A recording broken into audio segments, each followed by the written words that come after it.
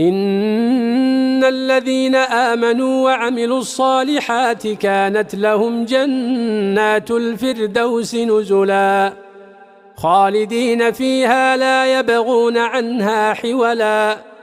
قل لو كان البحر مدادا لكلمات ربي لنفد البحر قبل أن تنفد كلمات ربي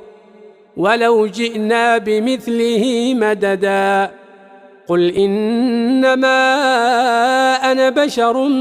مثلكم يوحى إلي أنما إلهكم إله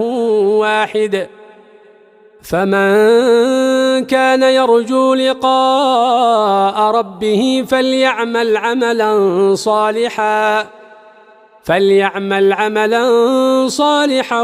ولا يشرك بعبادة ربه أحدا.